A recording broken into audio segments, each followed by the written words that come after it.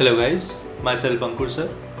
Right now we are here for this video for chemistry subject and particularly for competition exam for JEE and NEET. Guys, in this video we are learning about solid state chapter. और solid state chapter में अगर मैं बात करूँ तो previous videos में अभी तक हमने close packing टॉपिक स्टार्ट कर दिया है. अब हम बात करेंगे इस टॉपिक में क्लोज पैकिंग और आफ्टरवर्ड्स टॉपिक.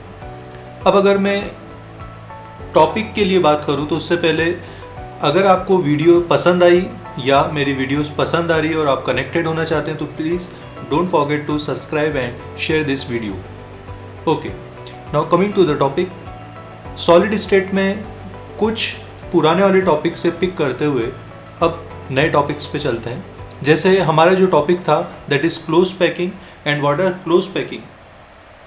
लेट्स से अगर मैं किसी पर्टिकुलर एटम्स की बात करूं तो फर्स्ट ऑफ ऑल एटम्स को मैंने हार्ड स्फीयर माना है और एटम्स को अगर यूनिट सेल में मैं अगर अरेंज करना चाहूं तो कितने टाइप से मैं यूनिट सेल में एटम्स को अरेंज कर सकता हूं, उनका सेटअप कर सकता हूं. First of all 1D method, मतलब एटम्स को 1D वन डायमेंशनल वे में ही, अदरवाइज 2D में और 3D में. तो इसके पर्टिकुलर तरीके हैं, कुछ मेथड्स हैं जिसको हम इस वीडियोस में देखेंगे. खैर, अगर मैं एक छोटे से पॉइंट की बात करूं दैट इज कोऑर्डिनेशन नंबर. और कोऑर्डिनेशन नंबर क्या होता है? एक एटम आसपास सराउंडिंग कितने एटम से टच है, कनेक्टेड है, वो उसका कोऑर्डिनेशन नंबर कहलाता है. It is defined as the number of particle immediately adjacent to each particle, adjacent to each particle in a crystal lattice. अभी तक जो हमने 3 टाइप के क्यूबिक लैटिस पढ़े हैं, simple, body centred, face centred. तो सिंपल क्यूबिक में coordination number 6 होता है, बॉडी सेंटर्ड में 8 और फेस सेंटर्ड में 12 होता है. गाइज, ये तीनों वैल्यूज आपको याद रखनी चाहिए, इंपॉर्टेंट है. सो क्लोज पैकिंग अगर मैं बात करूं, कोऑर्डिनेशन नंबर, इसको आगे बढ़ाते हुए मैं 1D क्लोज पैकिंग में धीरे धीरे जाता हूं. और फर्स्ट ऑफ ऑल अगर मैं 1D क्लोज पैक स्ट्रक्चर की बात करूं, what is that? Particles are arrange only in 1D. अब 1D किससे बनता है? लेट्स से कोई भी एक एक्सिस पिक कर लो, आइदर x, y और z. अगर मैंने पिक करा x एक्सिस तो x एक्सिस के अलॉन्ग मैं एटम्स को एक दूसरे से टच करते हुए रखना चाहता हूँ. तो एक दूसरे से टच करूँगा तो each atom is in contact with 2 of its neighbours. मतलब अगर एक एटम की मैं बात करूँ तो एक एटम अपने आसपास के 2 एटम से, लेट्स से अगर इस एटम को मैंने पिक करा तो ये एटम इससे कनेक्टेड है, इससे कनेक्टेड है, तो इस एटम का कोऑर्डिनेशन नंबर हो गया 2. So the coordination number of 1D close packing is 2. Okay, ये एक सिंपल सा क्लोज पैकिंग था. अब 1D की हेल्प से हम 2D बनाएंगे और 2D की हेल्प से हम 3D बनाएंगे. तो coming to next topic, 2D close packing. 2D close packing में हमने 2 टाइप के वेज पढ़े हैं. पहला जिससे स्क्वायर बनता है, दूसरा जिससे हेक्सागोनल बनता है. और स्क्वायर पैकिंग का टाइप होता है AAAA. इसे 4 बार लिखते हैं, 4 लेटर्स में लिखते हैं, AAAA टाइप. और हेक्सागोनल को ABAB टाइप पैकिंग बोला जाता है. अब ये क्या है, इसे थोड़ा सा डिटेल में हम देखते हैं. Okay, now in 2D close packing, first of all अगर मैं बात करूं 2 टाइप के अरेंजमेंट होते हैं. थोड़ा सा रिमेंबर करते हैं 1D क्लोज पैकिंग क्या होती है. एटम्स सीक्वेंशियली एक दूसरे के पास में अटैच होते हैं. तो अब उस एटम के ऊपर वो x एक्सेस के अलॉन्ग था, अब मैं y पर भी एटम्स धीरे धीरे रखना चालू करता हूँ. अब अगर मैं y पे एटम को धीरे धीरे रखना चालू करता हूँ तो देखिए कैसे अरेंजमेंट होगा. आइदर अगर मैंने लेट्स से ये एक सीरीज को पिक करा तो इस एटम के हेड पार्ट पर दूसरे एटम का हेड पार्ट, मतलब दोनों के पीक पॉइंट टच हो जाएंगे, दूसरे एटम के भी पीक पॉइंट टच हो जाएंगे, मतलब सब एटम के हेड पार्ट आपस में कनेक्टेड रहेंगे, राइट। पहले टाइप का अरेंजमेंट ये होगा। अब इसमें क्या करते हैं, लेट्स से इन सब के सेंटर हैं, इन सब के डिफरेंट लेयर के सेंटर्स को अगर मैं मिलाता हूँ तो एक स्ट्रेट लाइन में मेरे सारे सेंटर कवर हो जाते हैं। तो यहाँ पे क्लोज पैकिंग में फर्स्ट टाइप जो हम देख रहे हैं that is square close packing, और स्क्वायर क्लोज पैकिंग में जो ये सेंटर्स अगर आप मिलाएंगे और सेंटर्स सीक्वेंशियली मिल जाएंगे एक ही लाइन से, तो सब ए टाइप बनेंगे।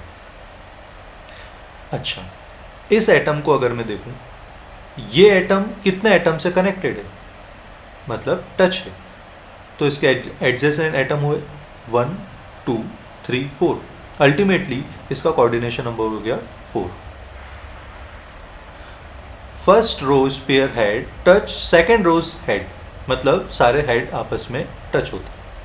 ओके, अगर हेक्सागोनल की मैं बात करूं तो देखिए यहाँ पे ये एक 1D सीरीज है। नीचे वाली लेयर की बात करूं तो ये दो एटम के ऊपर, दोनों एटम के बीच में यहाँ पे एक एटम आके फिट हो गया, तो इस टाइप से ये टाइप अलग हो गया और इस टाइप से सारे एटम्स फिट होने लगे, मतलब दो एटम के बीच में एक एटम आ रहा है। Second atoms row sphere place between two sphere of first row, तो इस टाइप का जो स्ट्रक्चर बनेगा इसे अब सेंटर्स मिलाते हैं। लेट से एक लेयर ये है, इसका सेंटर ये है, इसका सेंटर ये है, अगर मैं स्ट्रेट लाइन खींचूंगा तो ये लाइन बनी। अब देखिए यहाँ पे दोनों के सेंटर को मिलाया तो ये सेकेंड एंड फोर्थ वाली लेयर के सेंटर्स मिस हो गए, तो इसको पिक करने के लिए, इसको कवर करने के लिए दूसरी लाइन खींचता हूँ, मतलब ये दो टाइप की लेयर्स में बन रहा है, ए एंड बी टाइप की लेयर में, इसीलिए इसे बोलते हैं ए बी टाइप फॉर्मेशन। अब अगर मैं कोऑर्डिनेशन नंबर की बात करूं, मैं कोई भी एक एटम पिक कर दिया, लेट से मैंने ये एटम पिक कर लिया, ये एटम कितने एटम से कनेक्टेड है, 1 2 3 4 5 6, that means coordination number of hexagonal packing is 6, और जो शेप बन रहा है अल्टीमेटली वो भी हेक्सागोनल बनता है, तो इसे बोलते हैं हेक्सागोनल क्लोज पैकिंग, राइट।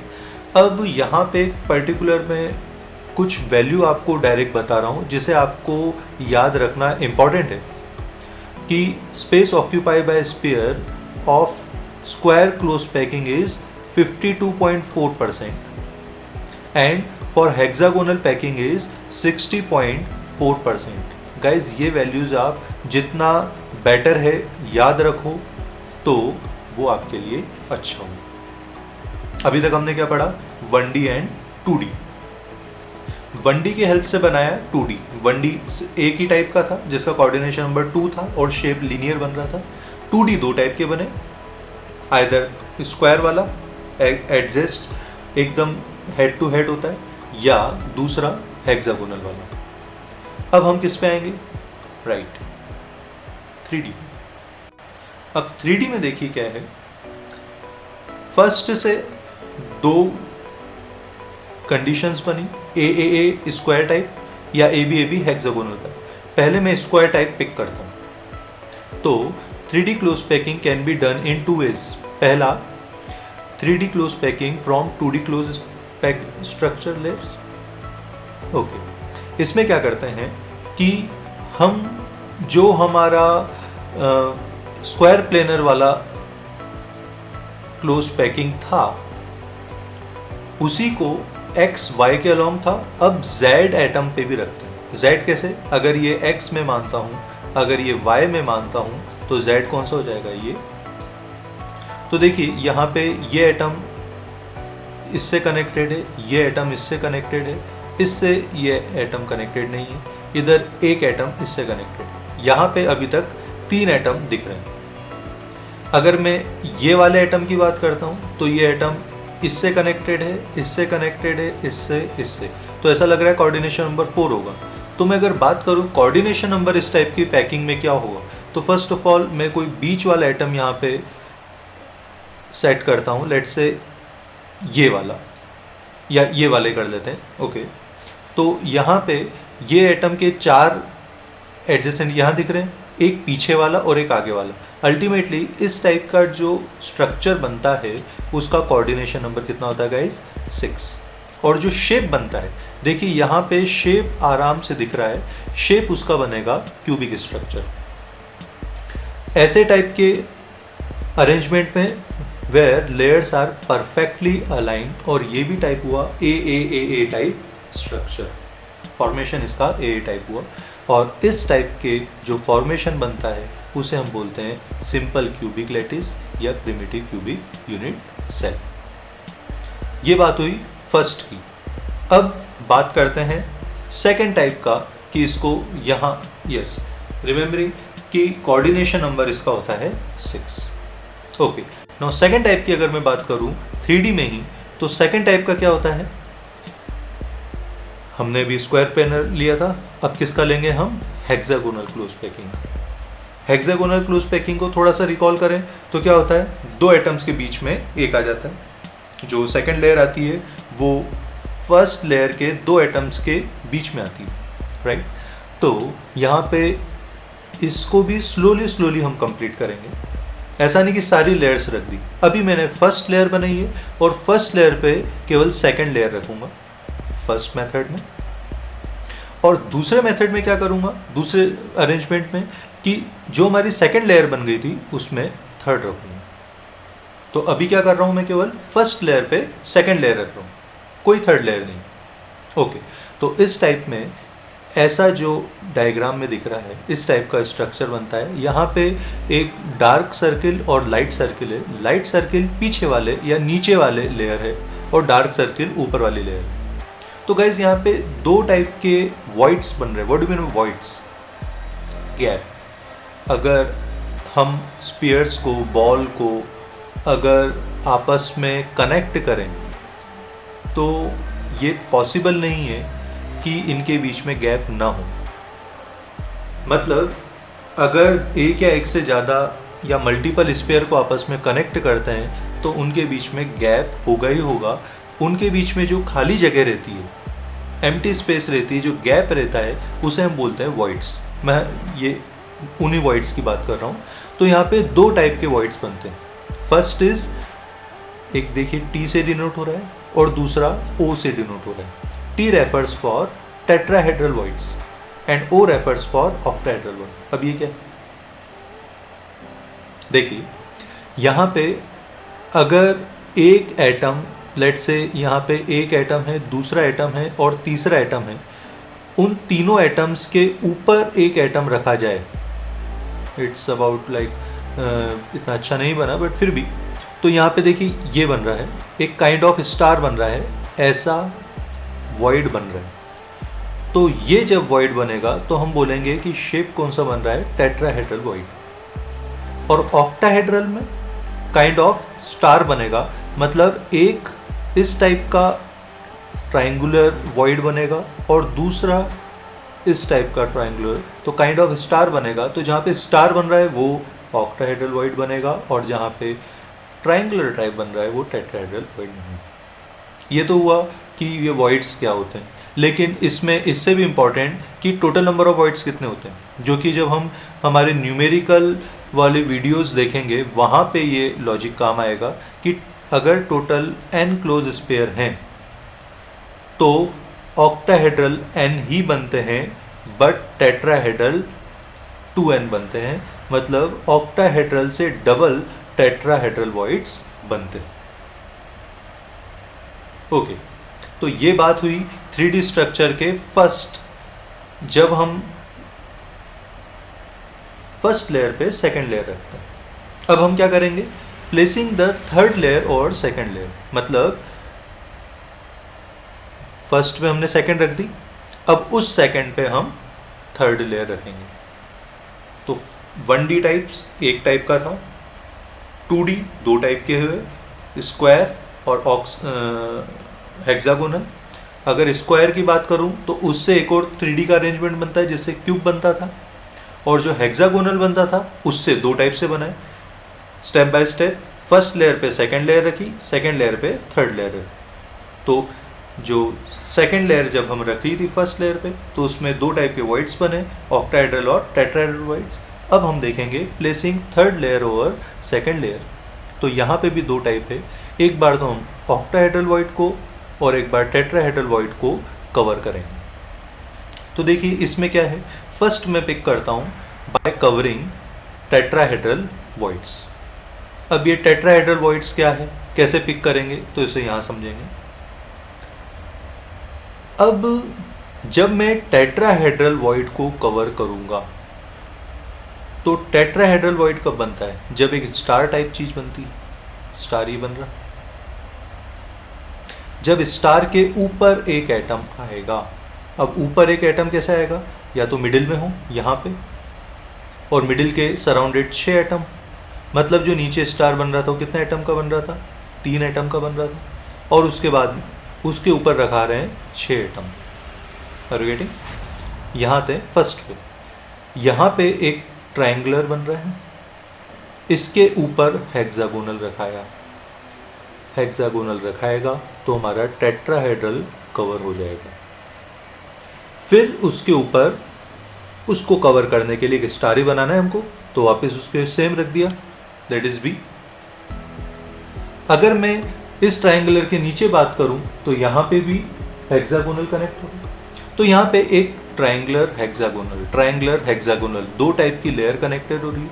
तो गाइज इस टाइप का जो पैटर्न बनेगा वो बनेगा AB टाइप, और जो क्लोज पैकिंग बनेगी that is very very important, hexagonal close packing structure बनेगा, जिसमें इंपॉर्टेंट पैकिंग एफिशिएंसी 74% होती है। आप अभी से डायरेक्ट याद रखेंगे, बाद में हम इसको डिराइव करना है, मतलब बहुत अच्छी पैकिंग एफिशिएंसी मानी गई है। और इसका कोऑर्डिनेशन नंबर होता है 12, दैट इज़ ऑल्सो इम्पॉर्टेंट। ये बहुत ज़्यादा इम्पॉर्टेंट है कि HCP की पैकिंग एफिशिएंसी 74% और कोऑर्डिनेशन नंबर 12 होता है।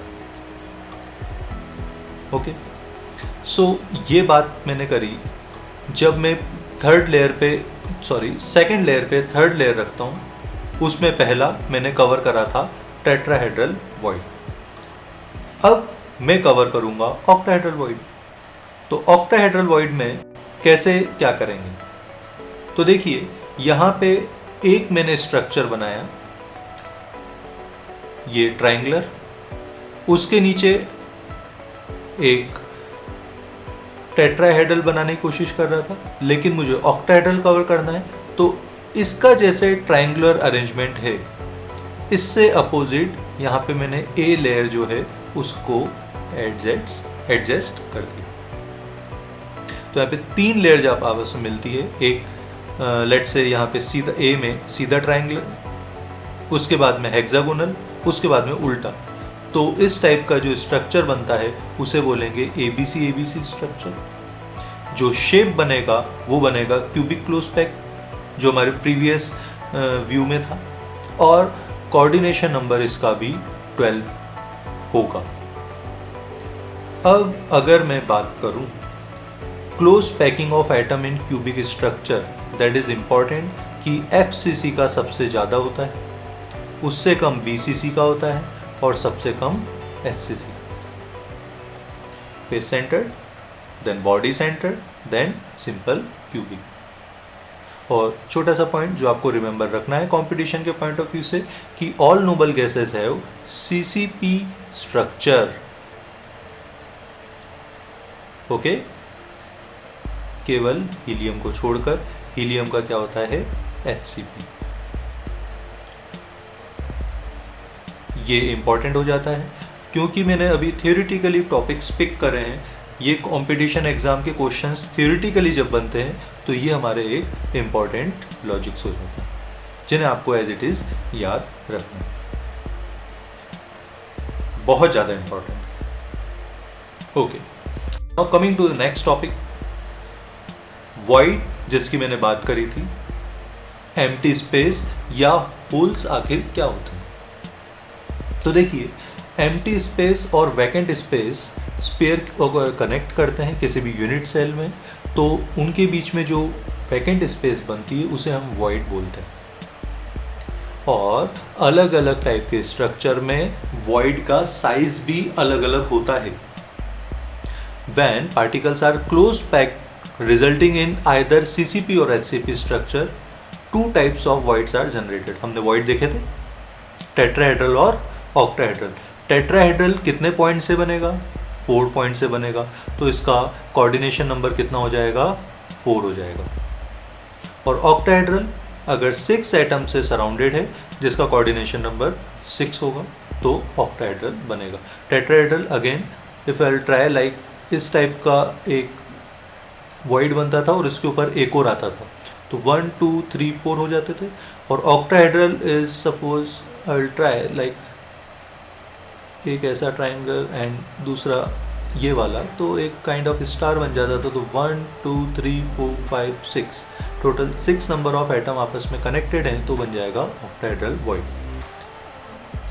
अब देखिए आगे एक टॉपिक आएगा रेडियस रेशियो, और उससे हम इसको कैलकुलेट भी करेंगे, लेकिन अभी आपको इम्पॉर्टेंट याद ये रखना है इनके बीच में रिलेशन कि r void equal to for tetrahedral 0.225 into r square होता है, और ऑक्टाहेड्रल के लिए r void equal to 0.414 r square होता है।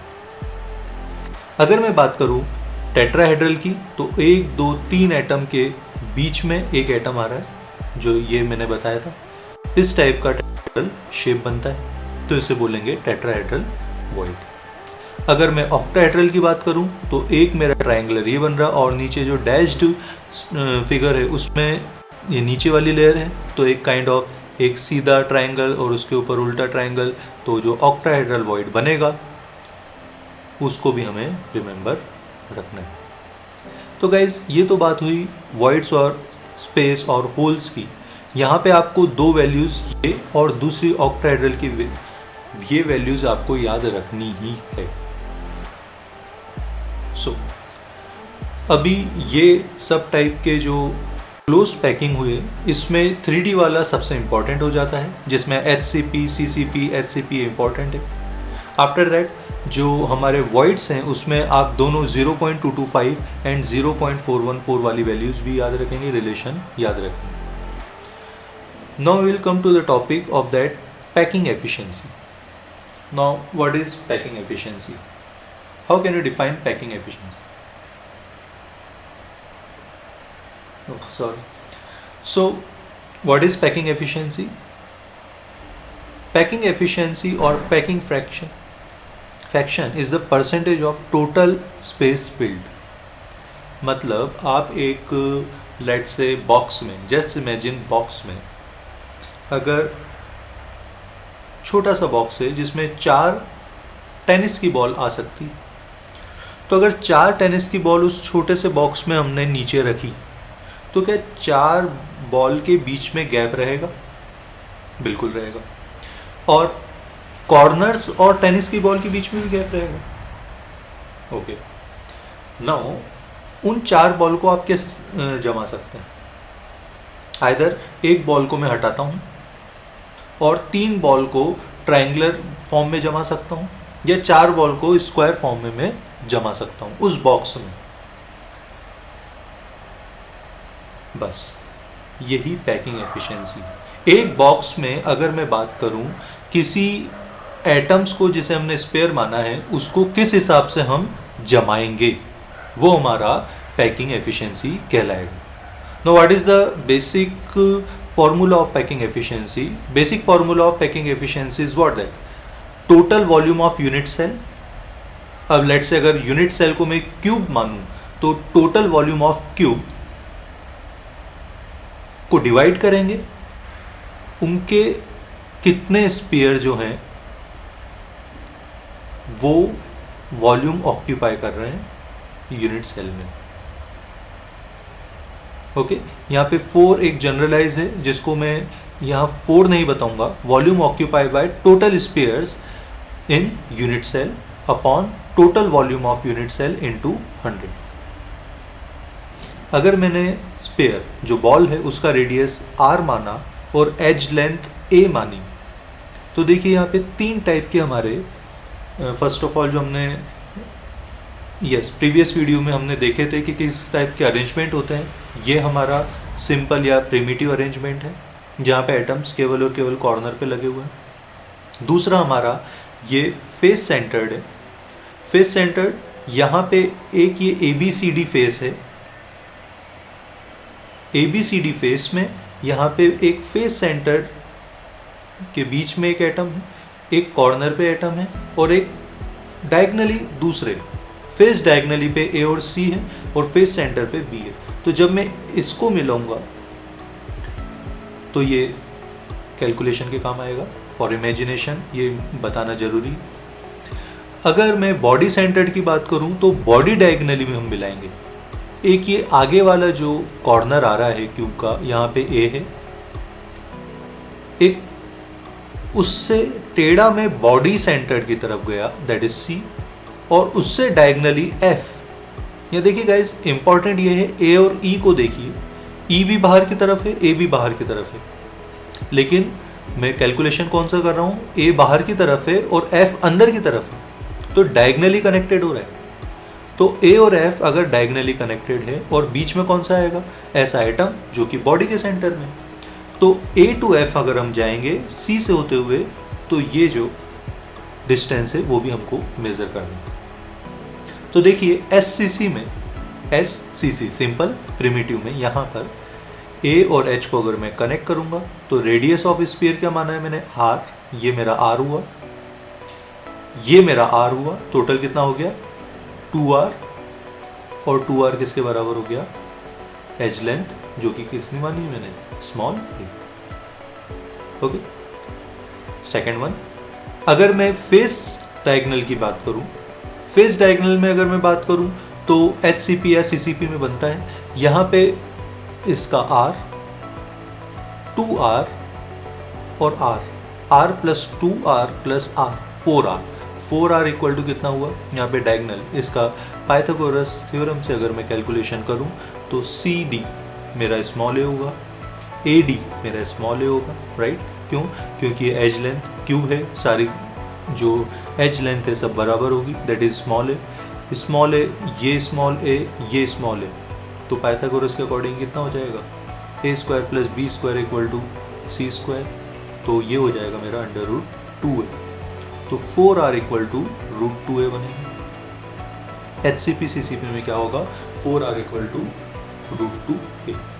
और अगर BCC में बात करूं तो BCC में गाइस क्या होगा, ये तो डायगोनली हुआ, तो इसको इमेजिनेशन करने के लिए A से D, focus on A to D, एक एज हमें पीछे वाला पकड़ना है, तो D से हम जाएंगे कैपिटल F पे, ये कितना निकाला था हमने अभी, रूट 2a, तो ये रूट 2a हुआ, AD हुआ A और DF हुआ रूट 2a।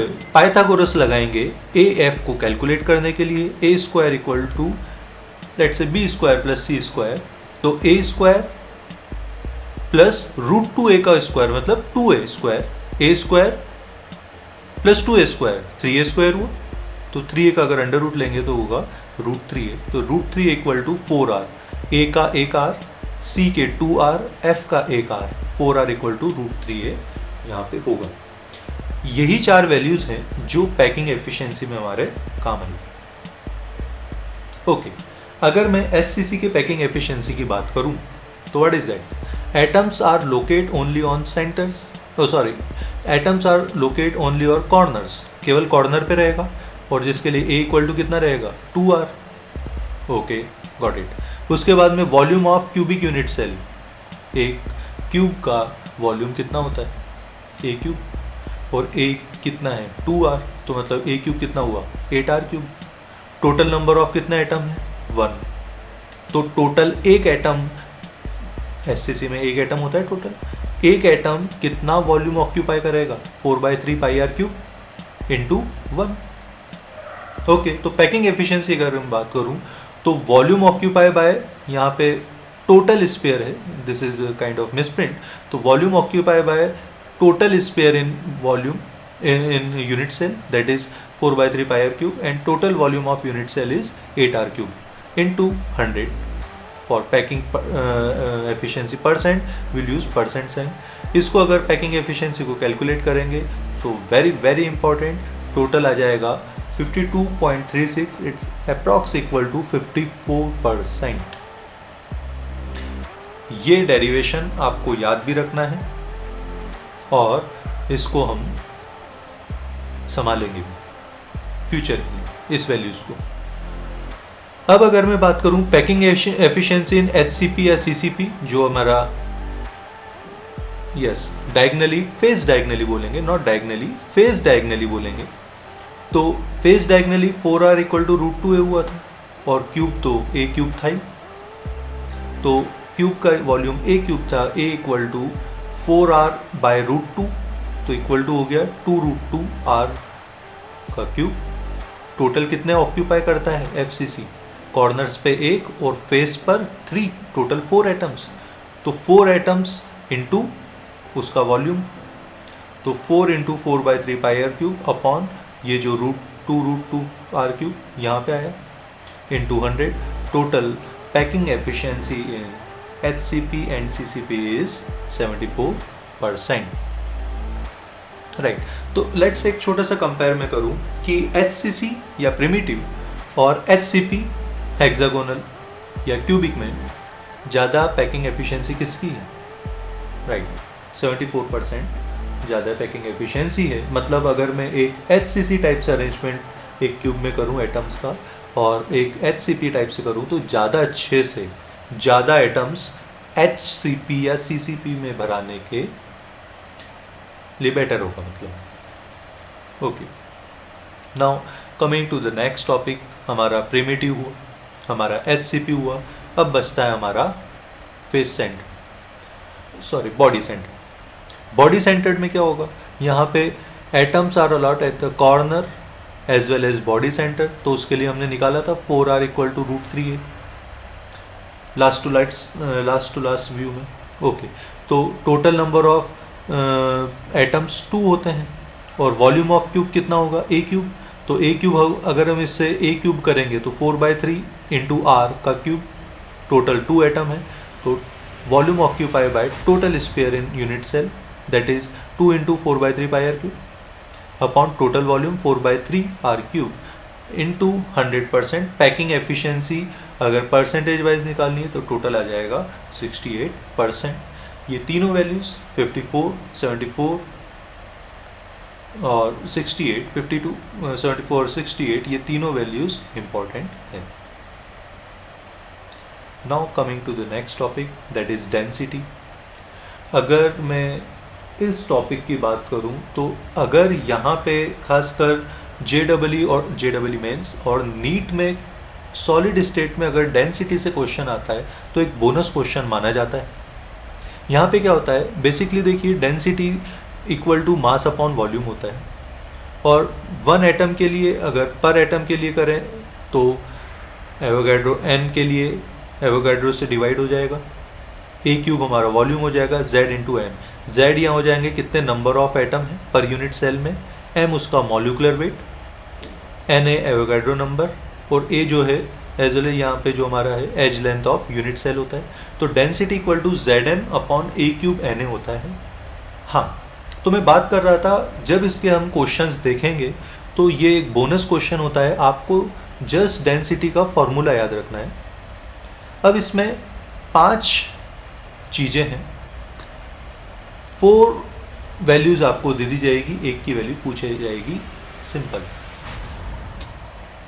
अब आपको लग रहा होगा Na तो यहाँ पे फिक्स होता है, राइट, Na फिक्स ही होता है, पर कभी कभार ट्विस्ट करने के पॉइंट ऑफ व्यू से यहाँ पे D, Z, M, A की वैल्यू भी दे देते हैं और Na की पूछ लेते हैं, जो कि हमेशा 6.022 इंटू 10⁻23 नहीं निकलती है। एक टाइप ऑफ इमेजिनेशन के बेसिस पे क्वेश्चंस आते हैं। मतलब आपको ये फॉर्मूला याद रखना है और जस्ट बोनस 4 नंबर बोनस माने जाएंगे, राइट। ओके, तो ये तो बात थी क्लोज पैकिंग, उसके बाद पैकिंग एफिशिएंसी की, उसके बाद डेंसिटी के फॉर्मूले की। नो गाइस, रेडियस रेशियो हम अगर बात करें तो रेडियस रेशियो क्या होता है, कोई भी हमारा आयनिक क्रिस्टल होता है, लेट्स से NaCl हुआ, तो उसमें दो टाइप के आयंस होते हैं, पॉजिटिव आयन और नेगेटिव आयंस। तो पॉजिटिव आयन नेगेटिव आयंस का आपस में रेशियो कहलाता है रेडियस रेशियो। पॉजिटिव आयन का रेडियस लिया जिसे R प्लस से डिनोट कर रहे हैं, नेगेटिव आयन जिसे R माइनस से डिनोट कर रहे हैं, उनका रेडियस रेशियो लिया तो बन जाता है रेडियस रेशियो।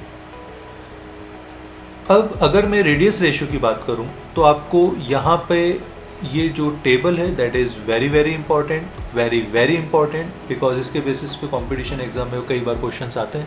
तो यहाँ पे देखिए रेडियस रेशियो अगर हम कैलकुलेट करेंगे 0.225 से कम हुई तो उसका कोऑर्डिनेशन नंबर आइदर 2 होगा और 3 होगा। अब 2 या 3 एटम से बनने वाले या तो लीनियर होंगे या ट्रायंगुलर शेप के होंगे। क्रिस्टल स्ट्रक्चर उसका या तो लीनियर होगा या ट्रायंगुलर होगा। अगर रेडियस रेशियो इस रेंज में आया, इसे मैं 0.225 से 0.414 बोलूँ, या यहाँ पे पॉइंट ये है कि √2-1 से √3-1 तक अगर रेंज है, सॉरी 0.225 से √2-1 तक रेंज है तो कोऑर्डिनेशन नंबर 4 कहलाता है और 4 से बनता है ऑक्टाहेड्रल। अगर √2-1 से √3-1 है तो कोऑर्डिनेशन नंबर हो जाएगा 6 जिससे बनेगा ऑक्टाहेड्रल। और अगर 0.3732 मतलब √3-1 से भी वैल्यू ज़्यादा है तो कोऑर्डिनेशन नंबर 8 होगा। इम्पॉर्टेंट शेप उसका क्यूब होगा। अब क्रिस्टल स्ट्रक्चर, यहाँ पे आपको ZnS टाइप कब होता है, NaCl टाइप क्या होता है, CsCl टाइप, ये आपको याद रखना है, ये कंपलसरी याद रखना है। और इसके एग्जाम्पल, जितने ज़्यादा एग्जाम्पल आप रिमेंबर रख सकें वो आपके लिए डायरेक्ट ऑप्शन में टिक करने के लिए कंपटीशन एग्जाम में बेनिफिशियल होगा। अब देखिए आयनिक क्रिस्टल भी तो दो टाइप के हो सकते हैं यहाँ पे, या तो AB टाइप Na+Cl- या BaCl2 Ba+2 और Cl2-, किसी भी टाइप के हो सकते हैं, राइट। तो यहाँ पे आयनिक क्रिस्टल के दो टाइप होते हैं, AB या A2B या AB2। ओके, अब अगर स्ट्रक्चर ऑफ आयनिक क्रिस्टल की बात करें तो देखिए यहाँ पे ये भी एक टेबल है। लेट्स से अगर NaCl है तो कैटायन सभी ऑक्टाहेड्रल पे रहता है। NaCl में कैटायन एनायन क्या होते हैं, cation positive charge, anion negative charge. तो जो कैटायन होता है वो ऑक्टाहेड्रल वॉइड्स पे रहते हैं, एनायन FCC स्ट्रक्चर बनाते हैं। इनका इन दोनों भी इंपॉर्टेंट है और इनका कोऑर्डिनेशन रेशियो भी आप याद रखेंगे 6:6, CsCl का 8:8, ZnS का 4:4, CaF2 AB2 टाइप होगा 8:4 और Na2O 4:8। ये याद रखना थोड़ा आसान है। तो ये जो टाइप शेप है स्ट्रक्चर ऑफ आयनिक क्रिस्टल के, ये अगर आप याद रखते हैं तो JEE मेन से ज़्यादा नीट में इन क्वेश्चंस के रेडियस रेशियो तो दोनों में आते हैं, लेकिन स्ट्रक्चर ऑफ आयनिक क्रिस्टल के नीट में आने के चांसेस ज़्यादा आते हैं। ओके,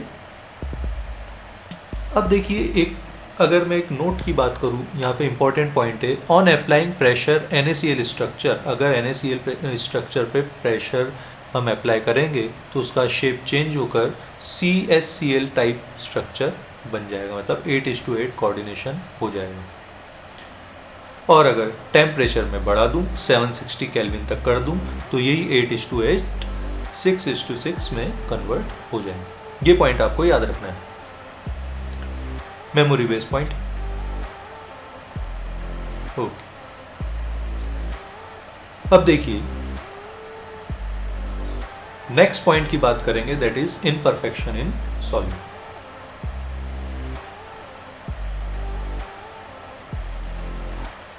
फर्स्ट ऑफ ऑल, कोई भी आयनिक स्ट्रक्चर होता है वो जुड़ता है, टूटता है, जुड़ता है, टूटता है।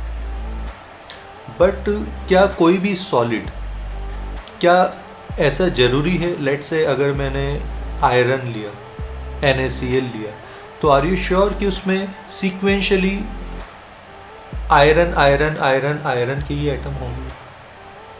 क्या हर एटम के बीच में सेम डिस्टेंस होगी? क्या अरेंजमेंट उनका सिक्वेंशियली एग्जैक्ट प्रॉपर होगा? No, it is not possible.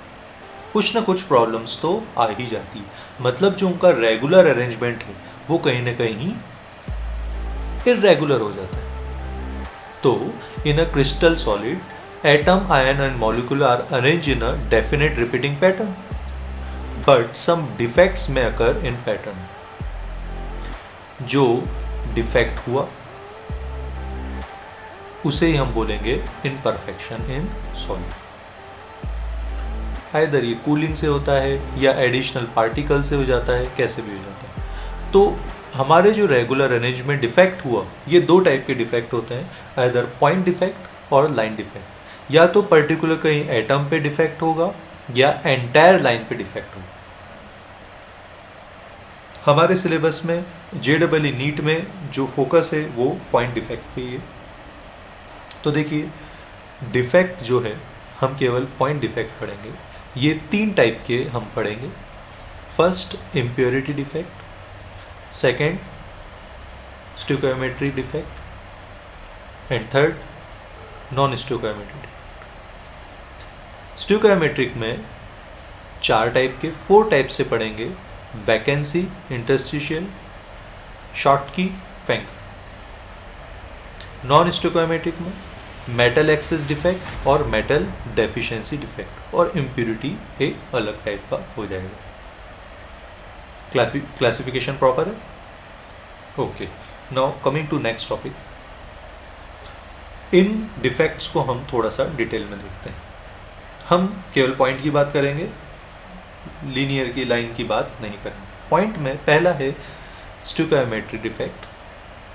इसमें फर्स्ट 2 को अगर मैं पिक करूं तो है एक वैकेंसी डिफेक्ट, दूसरा इंटरस्टिशियल डिफेक्ट। देखिए, अगर वैकेंसी या इंटरस्टिशियल की बात करें तो हम डायग्राम से समझ सकते हैं। ये अगर फर्स्ट ऑफ ऑल इन दोनों डिफेक्ट को चालू करने से पहले इम्पॉर्टेंट, ये दोनों डिफेक्ट एटम्स या मॉलिक्यूल्स में होते हैं, आयन में नहीं होते हैं। अब आयन में नहीं होते तो वैकेंसी डिफेक्ट ये रहा, एटम का अरेंजमेंट है, बीच बीच में से एटम गायब हो गए। तो अगर बीच बीच में से एटम गायब हो गए तो वैकेंसी क्रिएट होगी। तो some lattice sites are vacant in vacancy defect. ये डिफेक्ट ही तो हुआ, सॉलिड का जो एटम्स है उनमें बीच बीच में से गायब होना, इट्स इम्प्योरिटी, डिफेक्ट। तो इम्पॉर्टेंट, यहाँ पर वैकेंसी डिफेक्ट में डेंसिटी क्या होती है? डिक्रीज हो जाती है। अगर किसी सब्सटेंस को हीट भी करो तो भी वैकेंसी डिफेक्ट क्रिएट होने की पॉसिबिलिटी होती है। और इंटरस्टिशियल क्या है? कहीं बाहर से एक एटम, इन अरेंजमेंट में बाहर से एक एटम आके बीच में पोजीशन ले ले तो उसको हम बोलेंगे इंटरस्टिशियल। यहाँ पे इंपॉर्टेंट क्या है कि इंटरस्टिशियल में डेंसिटी बढ़ जाती। 16 एटम्स थे लेट से, तो 18 हो गए, या 16 थे तो 14 हो गए। ओके, ये 2 टाइप के हुए।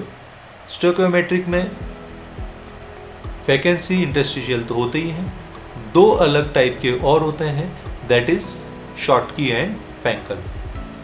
ये प्रीवियस 2 जो प्रीवियस वाले थे दोनों, वैकेंसी और इंटरस्टिशियल, वो नॉन आयनिक में होते हैं, शॉर्टकी और फैंकल आयनिक में होते हैं, साइंटिस्ट के नाम पे है। शॉर्टकी जब कैटायन और एनायन, ये शॉर्टकी को अगर आपको इमेजिनेशन करना है तो it's a kind of vacancy defect in ionic solid. और फैंकल को अगर आपको थोड़ा इमेजिनेशन करना है तो इंटरस्टिशियल होता है, अगर आयनिक एटम्स में कन्वर्ट कर दें तो फैंकल बन जाए। तो शॉर्टकी की अगर मैं बात करूं, कैटायन एनायन, एक कैटायन और एक एनायन या सेम कैटायन और सेम एनायन मिस हो जाते हैं, वैकेंसी जनरेट हो जाती है। इनका कोऑर्डिनेशन नंबर हाई होता है। Small difference in size of cation and anion, यहाँ पे इंपॉर्टेंट है कि कैटायन एनायन की अगर आयनिक साइज अगर सेम होगी, जिनके बीच में डिफरेंस ज़्यादा नहीं है, तो शॉर्टकी डिफेक्ट उसमें शो होता है। डेंसिटी यहाँ कम होती है, एज वेल एज वैकेंसी में भी होती है।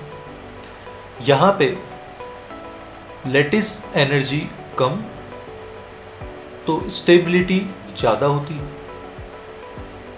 स्मॉल एक्सटेंट में ये इलेक्ट्रिसिटी कंडक्ट करता है, फैंकल भी करता है, इलेक्ट्रिकली न्यूट्रल रहता है, ये भी रहता है, स्टोइकोमेट्री मेंटेन रहती है, इसकी भी स्टोइकोमेट्री मेंटेन रहती है। इसका एग्जांपल है, ये आपको याद रखना है, NaCl, KCl, AgBr, KBr and CaCl। देखिए AgBr यहाँ पे दोनों में, AgBr एक ऐसे टाइप का लेट्स से सॉलिड सब्सटेंस है जो कि Schottky as well as Frenkel defect दोनों शो करता है। AgBr यहाँ पे AgBr है, यहाँ पे भी AgBr। अगर फैंकल की मैं बात करूँ तो फैंकल में क्या होगा कि दोनों की जो साइज है वो डिफरेंस रहेगी, एनायन बड़ा और कैटायन छोटा रहेगा, और कैटायन एक जगह से उठकर दूसरी जगह, बाहर से नहीं, एक जगह से उठकर दूसरी जगह प्लेस्ड हो जाता है, जिसकी वजह से वैकेंसी जनरेट हो जाती है। इनका कोऑर्डिनेशन नंबर लो रहता है और डाइइलेक्ट्रिक कांस्टेंट इनका इंक्रीज होता है। ये चीज़ क्या होती है, ये हम आने वाले टॉपिक्स में पढ़ेंगे। इम्पॉर्टेंट, शॉटकी की डेंसिटी कम होती है लेकिन फैंकल की डेंसिटी सेम होती है। कैसे? देखिए, शॉटकी एक नेगेटिव और एक पॉजिटिव दोनों एक साथ चले गए, मतलब वैकेंसी जनरेट हो गई, डेंसिटी कम हो गई इन शॉटकी। और फैंकल में क्या हुआ, एक पॉजिटिव यहाँ से उठा और यहाँ आ गया, तो डेंसिटी तो वही रही, नंबर ऑफ एटम तो सेम ही है, डेंसिटी भी सेम है, लेकिन यहाँ पे पॉजिटिव नेगेटिव आयन के क्योंकि एटॉमिक साइज कम होती है पॉजिटिव की, तो ये छोटा सा होता है, इसलिए बीच में कहीं एडजस्ट हो जाता है। ओके, नाउ इम्पॉर्टेंट कुछ पॉइंट है। AgBr has both Schottky and Frenkel defect, और उससे भी important, Frenkel defect are not found in pure alkali metal halide. जो फैंकल डिफेक्ट है वो प्योर एल्कली मेटल्स हैलाइड में नहीं होता। उसका रीज़न ये है कि कैटायन जब लार्ज साइज के हो जाएंगे तो वो फैंकल डिफेक्ट शो नहीं करें, right? Okay, now coming to the next topic, that is imperfection of solid. में ही आगे हम देखेंगे impurity defect. What is impurity defect? अगर मैं इम्प्यूरिटी डिफेक्ट की बात करूं तो इम्प्यूरिटी मतलब मेरे पास एक कोई सॉलिड क्रिस्टल है, वो सॉलिड क्रिस्टल में कुछ इम्प्यूरिटी में ऐड कर देता हूँ। अगर मैं सॉलिड क्रिस्टल में इम्प्यूरिटी ऐड कर देता हूँ तो कैसे करेंगे? लेट्स से मेरे पास NaCl एक सॉलिड है, उसमें मैंने SrCl2 डाल दिया, छोटे से अमाउंट में SrCl2 डाल दिया। अब होगा क्या भाई, SrCl में Sr+2 वैलेंसी रखता है और Na तो प्लस ही वैलेंसी रखता है, तो एक Na की जगह, क्योंकि SrCl2 की ज़्यादा रिएक्टिविटी थी, तो एक Na की जगह, एक Na+ की जगह Sr+2 आ जाता है। एक Na+ गया, उसके जगह एक Sr+2 आया, तो ओवरऑल चार्ज तो बैलेंस करना है। ये Sr+2 कितने Cl- को हैंडल कर सकता है? 2 को, और Na तो एक ही Cl को कर सकता है। तो होता क्या है, अल्टीमेटली एक Na+ की भी जरूरत नहीं रहती, वो भी अलग हो जाता है। मतलब एक Sr+2 आएगा तो 2 Na+ जाएंगे। ये एक यहाँ पे Na+ था, यहाँ पे भी 2 था, 2 Na+ गए। तो when the purity has the same charge as the host ion, it just substitutes some of the host ion। ठीक है, सब्सटीट्यूट करा कुछ होस्ट आयन को, इम्प्यूरिटी ऐड करी, डिफरेंट चार्ज की, तो ये इम्प्यूरिटी डिफेक्ट बनता है। चार्ज शुड बी डिफरेंट, जैसे molten NaCl containing a little amount of SrCl2 is crystallised. यहाँ पे आप ध्यान रखना कि कैटायनिक वैकेंसी बनेगी, यहाँ पे कितनी बनेगी? That is a formula, number of cation of higher valency into difference in number of host cation and cation of higher valency. Okay, ये फॉर्मूला अगेन थ्योरेटिकली वे में MCQ में किसी क्वेश्चन में आ सकता है। ओके, सो ये बात हुई इम्प्यूरिटी की। अब एक और टाइप का बचा, दैट इज नॉन स्टोइकोमेट्रिक। और नॉन स्टोइकोमेट्रिक में दो टाइप के होते हैं, एक तो मेटल एक्सेस और एक मेटल डेफिशिएंट, जिसमें स्टोइकोमेट्री ओबे नहीं होती और रेशियो उनका अलग अलग हो जाता है। कैटायन और एनायन का रेशियो जब अलग अलग हो जाए तो उसे बोलेंगे हम नॉन स्टोइकोमेट्री। पहले टाइप का है metal excess defect. Metal excess defect क्या होता है? काइंड ऑफ एनायनिक वैकेंसी से ही बनता है। Metal excess defect due to anionic vacancy. और इसके एग्जाम्पल आपको याद रखना है, एल्काइल हैलाइड जैसे NaCl हुआ, KCl हुआ, इस टाइप की डिफेक्ट शो करता है, राइट। यहां पे anions are missing. First important point, anion जो होते हैं वो मिस हो जाते हैं। Anion let's say NaCl minus Na+Cl minus, NaCl में Na+Cl माइनस, तो Cl माइनस का Cl मिस हो जाएगा, Cl माइनस मिस हो गया और उसकी जगह पे रह जाता है इलेक्ट्रॉन। ये जो इलेक्ट्रॉन हुआ, बस यहाँ पे जो वो एक काइंड ऑफ इलेक्ट्रॉन रह गया, तो Cl माइनस तो हट गया और इलेक्ट्रॉन उसकी जगह हो गया। तो Cl माइनस का जाना मतलब ओवरऑल उस सॉलिड में Na+ का ज़्यादा हो जाना होता है। तो Na+ अगर ज़्यादा हो गया तो हो गया मेटल एक्सेस। और जहाँ पे इलेक्ट्रॉन आया उसको हम बोलते हैं, उस पोजीशन, उस सेंटर को बोलते हैं F सेंटर, जिसकी वजह से कलर और पैरामैग्नेटिक नेचर बनता है। ठीक है, एक्सेस में ध्यान रखेंगे क्योंकि एनायन मिस हो गए थे तो एक्स्ट्रा कैटायन होता है। कैसे कैसे बनते हैं? अगर आप NaCl को हीट करो, Na वेपर से उसको कनेक्ट करो, तो देखिए F सेंटर बन जाता है और उसका कलर क्या हो जाता है? येलो। ये जो चार इंपॉर्टेंट है सिलेक्टेड एग्जाम्पल हैं और ये सिलेक्टेड एग्जाम्पल इंपॉर्टेंट है, आपको याद रखना है। NaCl yellow colour, KCl violet colour, यहाँ पे LiCl पिंक कलर और zinc yellow colour. Zinc oxide white से हीट करने पर येलो कलर में हो जाता है। तो ये कलर ट्रांसफॉर्मेशन आपको याद रखने ही पड़ेंगे। ओके, अब मेटल एक्सेस हुआ, तो मेटल एक्सेस में देखिए यहाँ पे एक Cl माइनस, यहाँ से Cl माइनस अलग हो गया था, तो यहाँ क्या बचा? इलेक्ट्रॉन बचा। ये हमारा F सेंटर बन गया। तो F सेंटर को कलर सेंटर भी बोलते हैं, जिसकी वजह से कलर शो होता है। ये हुई बात मेटल एक्सेस की। अब नेक्स्ट बात करेंगे हम मेटल डेफिशिएंसी की। ये इतना कठिन नहीं है। कैटायन वैकेंसी जनरेट हो जाती है due to absence of metal ion from its lattice side.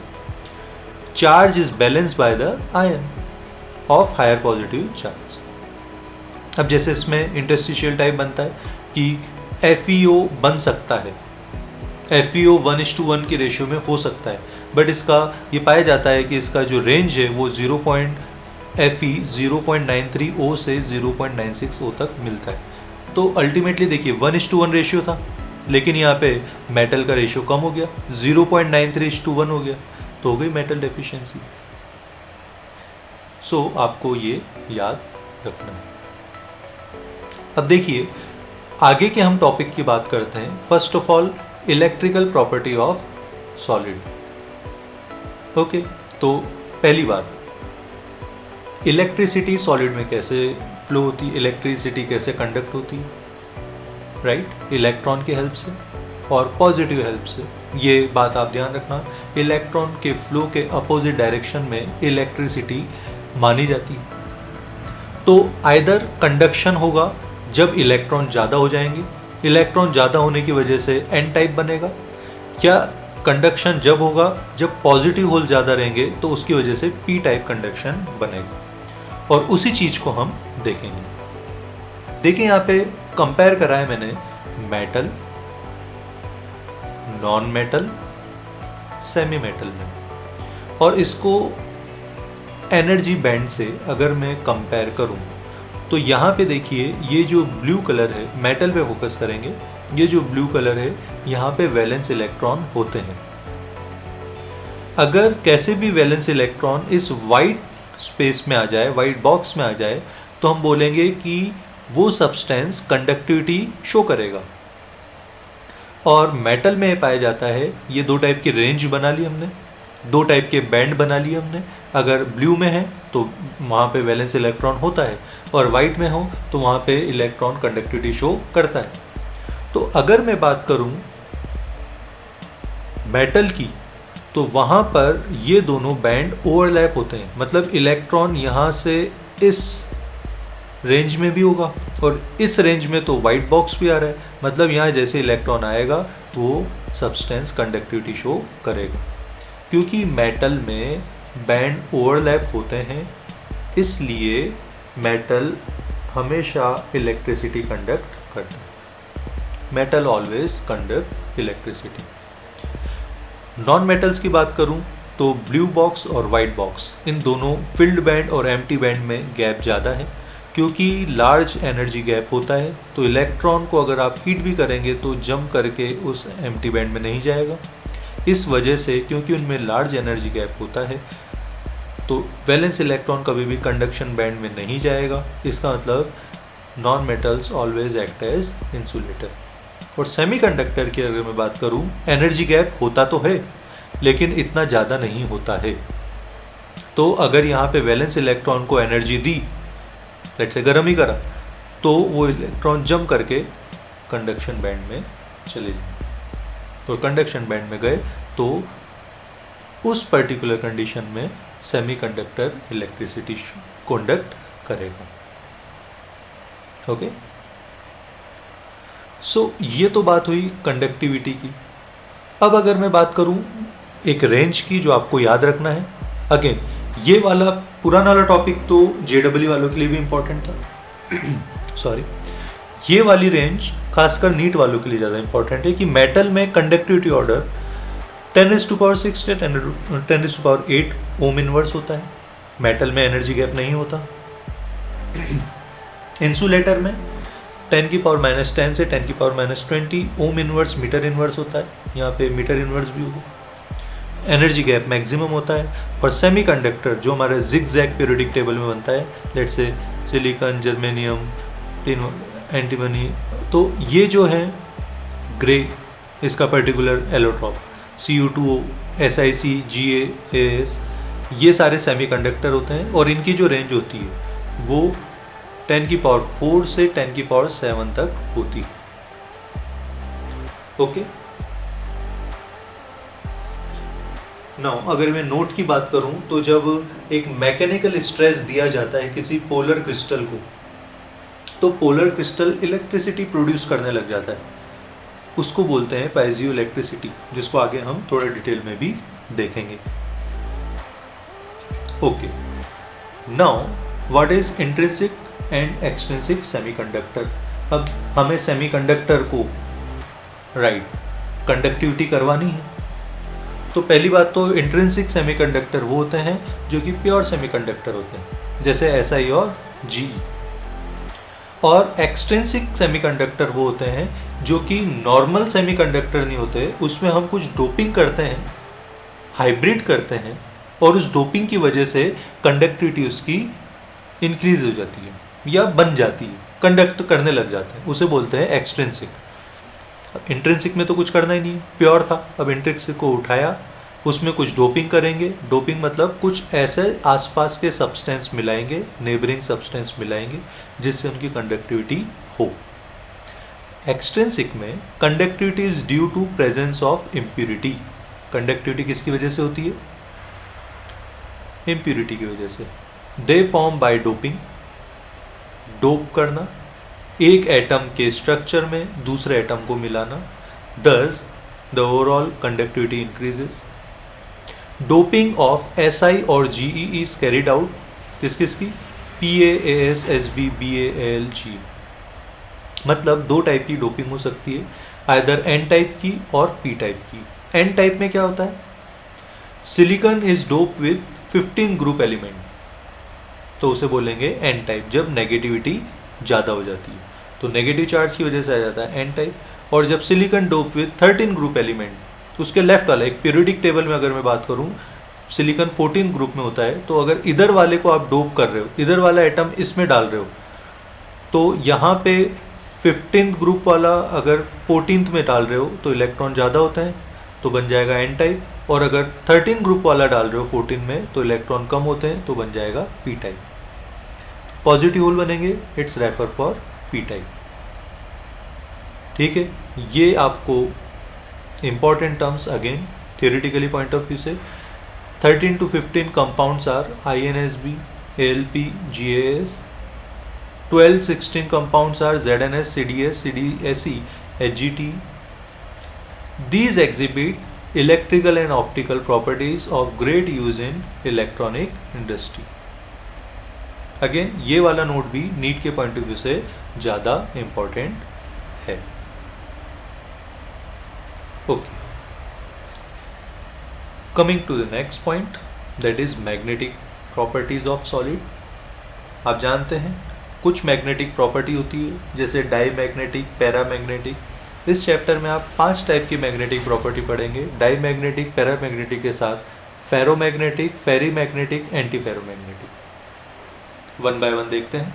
Die magnetic क्या होती है?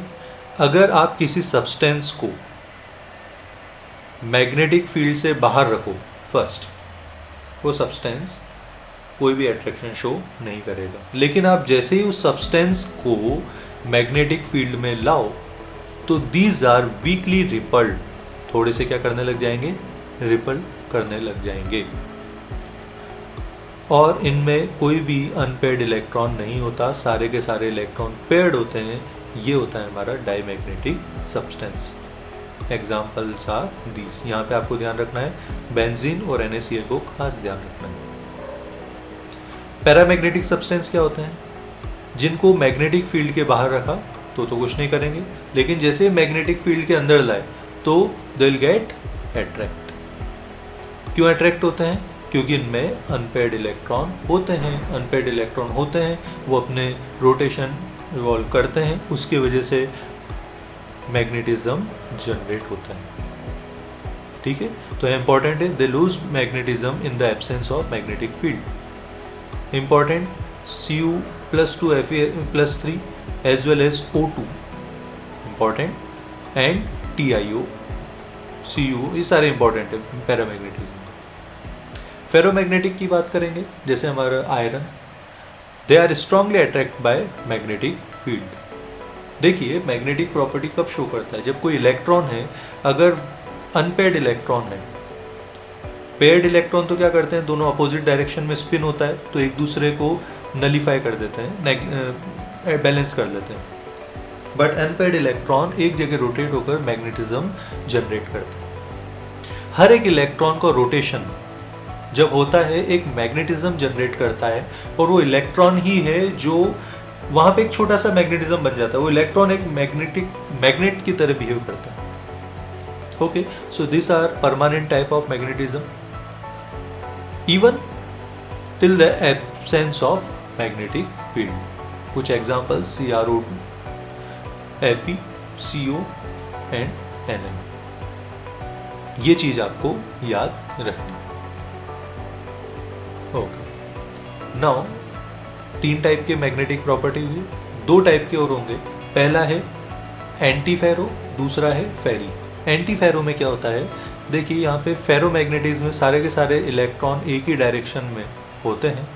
एंटी में क्या होता है? अपोजिट डायरेक्शन में हो जाते हैं, तो एक दूसरे को बैलेंस कर लेते हैं। तो ओवरऑल दीज सब एंटी फेरो में दीज सब्सटेंस है net magnetic movement 0। Okay, example इसके Mn के खासकर MnO, MnO2, Mn2O3, FeO। और फेरी में क्या होता है? फेरी में, फेरो में देखिए सारे के सारे एक ही डायरेक्शन में है, फेरी में बीच बीच में कुछ अपोजिट डायरेक्शन में हो जाते हैं।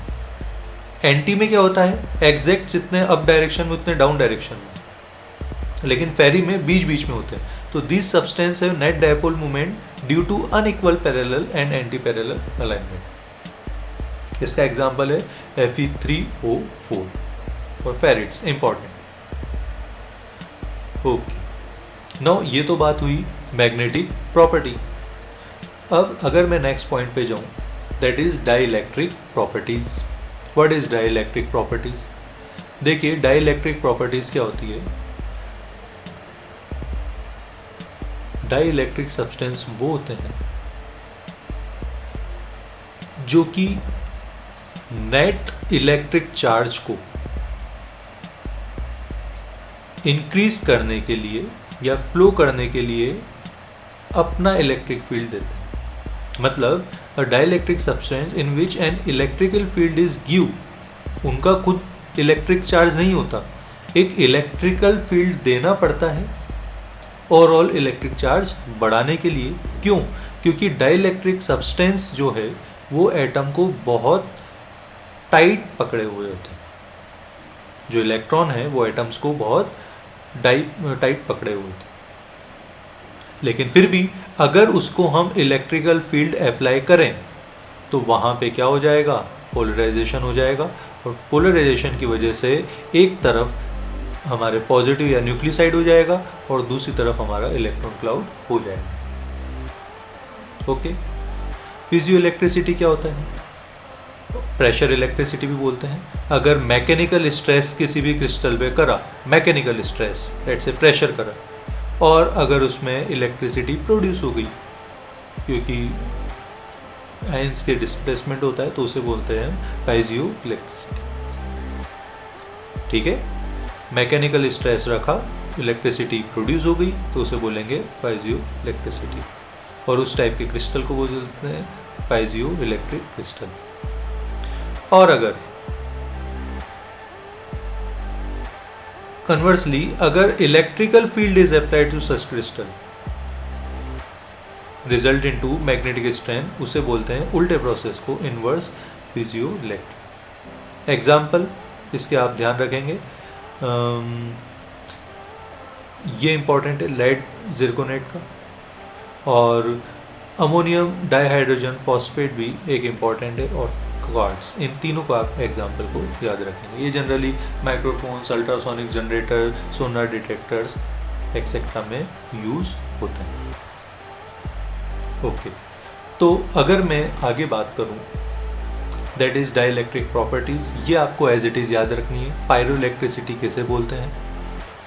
पायरो इलेक्ट्रिसिटी जब किसी सब्सटेंस को, क्रिस्टल को हीट देंगे तो उसमें स्मॉल इलेक्ट्रिसिटी जनरेट होगी, इसे बोलते हैं पायरो इलेक्ट्रिसिटी।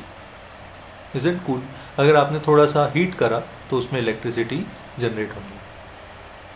फेरो इलेक्ट्रिसिटी, ऐसे फिजियो इलेक्ट्रिक क्रिस्टल जिसमें परमानेंटली डायपोल पोलराइज्ड होते हैं, अगर उसमें इलेक्ट्रिक फील्ड नहीं भी हो तो भी डायपोल्स परमानेंटली पोलराइज्ड ही रहते हैं, जैसे बेरियम टाइटेनेट। ओके, और उसका दूसरा, ये ज़्यादा इम्पोर्टेंट है, ये वाला इम्पोर्टेंट है। और ये एंटी फेरो इलेक्ट्रिसिटी, जहाँ पे कोई भी डायपोल मूवमेंट पॉजेज नहीं होता है, जहाँ पे does not possess any net dipole movement, उसे बोलते हैं हम एंटी फेरो इलेक्ट्रिसिटी। इसका एग्जाम्पल आपको याद रखना है, लेड जिरकोनेट का PbZrO3 इसका एग्जाम्पल। तो गाइज ये बात हुई डाइलेक्ट्रिक प्रॉपर्टीज़ की, और ये जो वीडियो आपने देखी इसमें सॉलिड स्टेट के सारे चैप्टर, पायरो इलेक्ट्रिसिटी, फेरो इलेक्ट्रिसिटी, एंटी फेरो इलेक्ट्रिसिटी, ये तीनों आपको डेफिनेशंस याद रखनी। तो गाइज इसके बाद हम बात करें तो that is super conductivity. Super conductivity क्या होती है? सुपर कंडक्टिविटी होती है a substance is said to be super conductive when it offers no resistance to flow electricity. अगर उसमें इलेक्ट्रिसिटी फ्लो करेंगे तो वो कोई भी रेजिस्टेंस शो नहीं करता। Is that possible? जी हाँ, पॉसिबल है, अगर आप थोड़ा सा उसको कूल कर दें तो। लेट्स से अगर मर्क्यूरी को 4 केल्विन पे ले जाते हैं, बहुत कम होता है, 4 डिग्री सेंटीग्रेड नहीं है, डिग्री सेल्सियस नहीं है, 4 केल्विन है। ओके, तो अगर -269 डिग्री सेल्सियस, अब ठीक है, अगर मर्क्यूरी को ले जाते हैं तो वहाँ पे वो इलेक्ट्रिसिटी का कोई भी रेजिस्टेंस शो नहीं करता। जैसे जैसे टेम्परेचर कम करेंगे इलेक्ट्रिक रेजिस्टेंस भी कम होगा। और एब्सोल्यूट ज़ीरो टेम्परेचर पर 0 केल्विन पर ऑलमोस्ट ज़ीरो जो है उसका रेजिस्टेंस हो जाएगा। एग्जाम्पल आपको याद रखना है, मर्क्यूरी 4 केल्विन पर सुपर कंडक्टिविटी शो करता है। देखिए यहाँ पे सिंपल सारे के सारे अट्रैक्ट हो रहे हैं, फ्री मूवमेंट है और इजीली फ्लो हो रहे हैं। ओके, अब वो टेम्परेचर जब पर्टिकुलर सब्सटेंस सुपर कंडक्टर बन जाता है, उस टेम्परेचर को हम बोलते हैं transition temperature. Most of the metal 2 to 5 kelvin पर ट्रांजिशन उनका हो जाता है सुपर कंडक्टर्स में। और कुछ ऐसे भी ऑर्गेनिक कंपाउंड हैं जो कि 5 केल्विन के बिलो सुपर कंडक्टिविटी शो करते हैं। इनका जो यूज़ होता है वो मैग्नेट्स में, इन पावर ट्रांसमिशन में, लेविटेशन में, ट्रांसपोर्टेशन मतलब जो trains which move in air without rails, उसमें यूज़ होता है। अब ध्यान रखेंगे एक वापस important, graphite is only non metal which conduct electricity. इस चीज़ को भी आप याद रखें। और alloys of niobium have found to be superconducting at temperature at high as 23 kelvin पर सुपर कंडक्टिविटी शो करता है। तो गाइस, सॉलिड स्टेट चैप्टर में आपने अभी तक सारी थ्योरेटिकली टॉपिक्स को कवर कर लिया है। ये वीडियो, इससे पहले वाली वीडियोस जो है सॉलिड स्टेट थ्योरेटिकली टॉपिक की, जो कि मैंने नीचे डिस्क्रिप्शन में इसका प्रीवियस वीडियो का लिंक भी दे रखा है, ये दोनों आप ढंग से देखें। अब इसके बाद में हम इसके न्यूमेरिकल के, उसमें प्योर एंड प्योर न्यूमेरिकल होगा। गाइज मैं वहाँ पे यही बोलूँगा कि क्योंकि हमने लास्ट वीडियो में हमने देखा था, ये नीट और JEE लेवल के हिसाब से बहुत ज़्यादा इम्पॉर्टेंट है। और गाइज मेरा ये कहना है कि एक बार इसके बाद आप न्यूमेरिकल्स की वीडियो ज़रूर देखें। अगर आपको वीडियो पसंद आई हो तो लाइक और शेयर करें, चैनल को सब्सक्राइब करें। ऐसी ही बहुत इंटरेस्टिंग वीडियोस आपको आगे मिलती जाएगी। All the best for your future. मिलते हैं नेक्स्ट वीडियो में। Thank you.